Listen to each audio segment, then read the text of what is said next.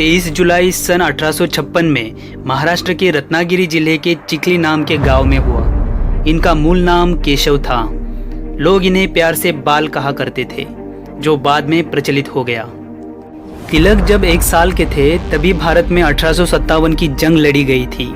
उनके दादाजी रामचंद्र पंत उन्हें जंग से जुड़ी कहानियां सुनाते, जिसके कारण बाल्यकाल में ही तिलक स्वतंत्रता के विचारों से प्रभावित हो गए। वे बचपन से ही प्रतिभाशाली विद्यार्थी थे। उन्हें गणित में विशेष लगाव था। तिलक जब मैट्रिक पढ़ रहे थे तभी उनका विवाह सत्यभामा नामक कन्या से करवाया गया। सन 1872 में वे पुणे के डेक्कन कॉलेज में दाखिल हो गए। यहीं से उनके अधिकांश विचारों को आकार मिला और चिंतक के गुणों का विकास भी हुआ। सन 1877 में वे गणित में स्नातक हुए और फिर उन्होंने LLB की डिग्री प्राप्त की। उस समय अंग्रेज सरकार केवल अपने स्वार्थ हेतु भारत में अंग्रेजी शिक्षा प्रदान कर रही थी, जिनका अंतिम उद्देश्य भारत से नौकर वर्ग की निर्मित करना मात्र ही था। लेकिन तिलक ने शिक्षा के महत्व को समझते हुए राष्ट्रभक्ति के निर्माण में सुशिक्षित युवकों का योगदान बढ़ाने हेतु अपने मित्र गोपाल गणेश आगरकर, विष्णु शास्त्री चिपलूनकर और नाम जोशी के सहयोग से पुणे में डेक्कन एजुकेशन सोसाइटी की स्थापना की, जिसके अंतर्गत उन्होंने न्यू इंग्लिश स्कूल पुणे और फर्ग्यूसन कॉलेज की भी नींव रखी। अपने मित्र आगरकर के साथ पत्रकारिता में प्रवेश करते हुए उन्होंने जंग आज़ादी की शुरुआत की। मराठी में केसरी और इंग्लिश में मराठा नामक समाचार पत्र के माध्यम से उन्होंने अपने तीव्र और प्रभावशाली विचारों से अंग्रेज शासन की क्रूरता और अमानुषता से समाज को परिचित करवाया। इसके साथ साथ उन्होंने सामाजिक कार्य पर भी विशेष ध्यान दिया।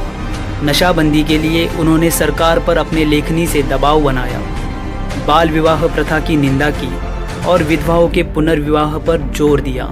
दलित और पिछड़े वर्ग को समाज की मुख्य धारा में लाने का प्रयास किया। उन्होंने सार्वजनिक गणेशोत्सव और शिव जयंती उत्सव की स्थापना की। गणेश जो आस्था के प्रतीक थे और छत्रपति शिवाजी महाराज जो व्यवस्था के प्रतीक थे। व्यवस्था भी कौन सी, तो स्वराज्य की। छत्रपति शिवाजी महाराज के स्वराज्य विचारों का आदर्श सामने रखकर तिलक ने समस्त भारतवर्ष में राष्ट्रीय एकात्मता को बढ़ावा दिया। इसी बीच बंगाल के बिपिन चंद्र पाल और पंजाब के लाला लाजपत राय तिलक के विचारों से प्रभावित होकर उनके साथ जुड़े। उनका दल लाल बाल पाल के नाम से मशहूर हो गया। आज़ादी के लक्ष्य के प्रति समर्पित इस दल ने स्वराज्य भावना को देश के हर घर, हर गली, हर वर्ग तक पहुंचाया। स्वराज्य यह शब्द हर किसी के मुंह से स्वाभिमान और अधिकार के आविर्भाव के रूप में झलकने लगा। तिलक एक इतिहासकार भी थे। जब जब उन्हें समय मिलता तब तब वे अपने ऐतिहासिक अनुसंधान कार्य में जुट जाते। उन्होंने अपने गहरे चिंतन और अध्ययन से वेदों के निर्माण का समयकाल खोज निकाला। अपने ओरायन ग्रंथ में उन्होंने साबित किया कि वेद 6000 साल पुराने हैं। अंग्रेज शासनकाल में भारत में निरंतर अकाल पड़ते रहते थे। हर साल लगभग 7.5 लाख से ज़्यादा लोग भूख से मरते थे। सन 1896 में भी भयंकर अकाल पड़ा। इस दौरान अंग्रेज शासन की अमानुषता को तिलक ने अपनी आंखों से देखा। साल भर बाद ही सन 1897 में पुणे को प्लेग की महामारी ने घेर लिया। मृत्यु की विकराल छाया से डरे सहमे लोग घर-द्वार छोड़कर भागने लगे। इस छूत की बीमारी के रोकथाम के लिए अंग्रेज शासन ने रैन नामक एक पत्थर दिल अधिकारी को पुणे के प्लेग कमिश्नर के रूप में नियुक्त कर दिया और उसे मनमाने अधिकार दे दिए। वो खुलकर जुल्म उठाने लगा। तिलक बिना किसी भय के पुणे में ही रुककर दुखियारों की सेवा करते रहे। लेकिन प्लेग बढ़ता गया और रैंड के अत्याचार भी। नगर में क्रोध भड़क उठा। तिलक ने मराठा समाचार पत्र में लेख लिखकर भगवान श्री कृष्ण के अर्जुन को किए संबोधन का उल्लेख किया। उन्होंने लिखा कि जुल्मी को मारने वाला पापी नहीं कहलाता। धर्म की स्थापना करने हेतु अधर्मियों का नाश करना जरूरी है। इन्हीं विचारों से प्रभावित होकर चाफेकर बंधुओं ने 22 जून सन 1897 में प्लेग कमिश्नर रैंड और एक अंग्रेज सेना अधिकारी की हत्या कर दी। इस हत्याकांड में तिलक के लिखे संपादकीय लेखों को जिम्मेदार ठहराते हुए उन पर राजद्रोह का मुकदमा चलाया गया और 14 सितंबर सन 1897 में उन्हें 18 महीनों की जेल हो गई। इस कारावास के दौरान तिलक का स्वास्थ्य बिगड़ने लगा, जिसके चलते उन्हें जेल से जल्दी ही रिहाई मिल गई। जेल से छूटते ही वे अपना स्वास्थ्य सुधारने के लिए सिंहगढ़ चले गए। शांत जीवन और शुद्ध पहाड़ी हवा से उनकी तबीयत जल्द ही सुधर गई। सिंहगढ़ पर जब सूरज ढलता तब उनके मन में उत्तरी ध्रुव के लंबे लंबे दिन और रात के विचार आने लगते और फिर वो वापस अपने ऐतिहासिक अनुसंधान कार्य में जुट जाते। इस अनुसंधान से उन्होंने आर्य उत्तर ध्रुव के मूल निवासी थे इस मत को the Arctic home in the Vedas इस ग्रंथ में सिद्ध किया। सन 1899 के जुलाई महीने में उन्होंने फिर से आज़ादी का मोर्चा संभाला। 4 जुलाई को पुनश्च हरिओम नामक संपादकीय लेख लिखकर उन्होंने अधिक तीव्र जन आंदोलन की शुरुआत की और यहीं से प्रारंभ हुआ भारतीय स्वतंत्रता आंदोलन का तिलक युग। लोकमान्य तिलक के राष्ट्रभक्ति से ओतप्रोत विचार और स्वराज्य भावना से समस्त देशवासियों में आज़ादी के प्रति आस बढ़ने लगी। अंग्रेज किसी भी हालत में एकता की इस भावना को कुचलना चाहते थे। उन्होंने 1905 में बंगाल प्रांत के हिंदू बहुल और मुस्लिम बहुल ऐसे 2 टुकड़े करके फूट डालकर राज करने की नीति को अपनाया। तिलक इस निर्णय से भड़क उठे। उन्होंने अंग्रेज सरकार को चुनौती दी, हमारे पास हथियार नहीं लेकिन विचार है, बहिष्कार का विचार, विदेशी हुकूमत का बहिष्कार।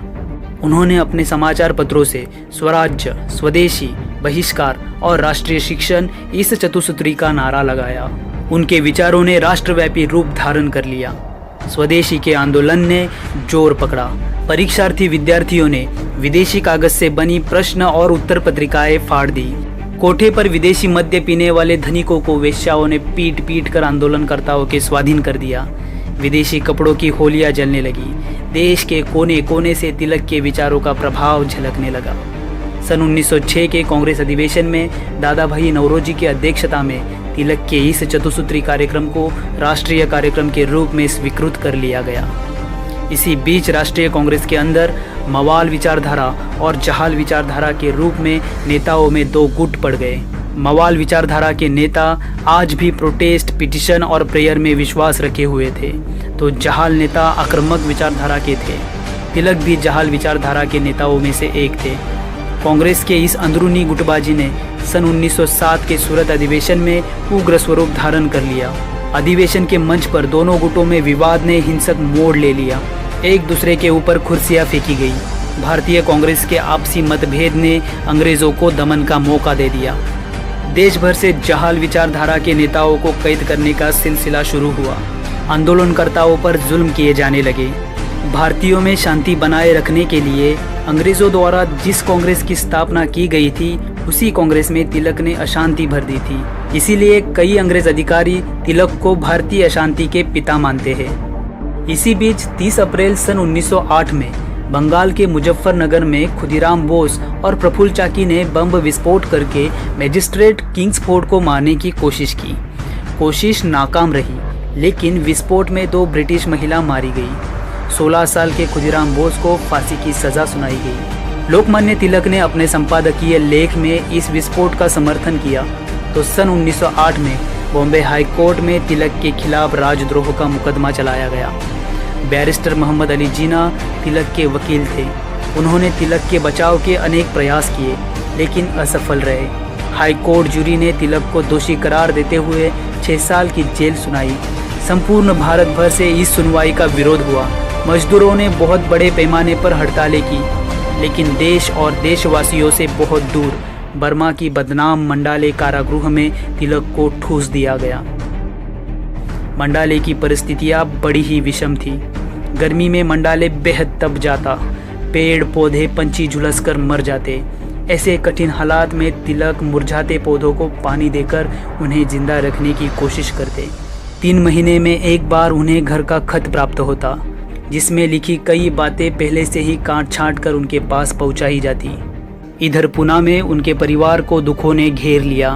1912 में उनकी पत्नी सत्यभामा चल बसी। तिलक को गहरा आघात लगा।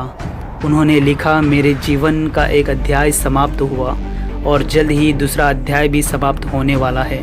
दिल तोड़ देने वाली इन कठिन परिस्थितियों में भी तिलक ने अपनी ज्ञान साधना को जारी रखा।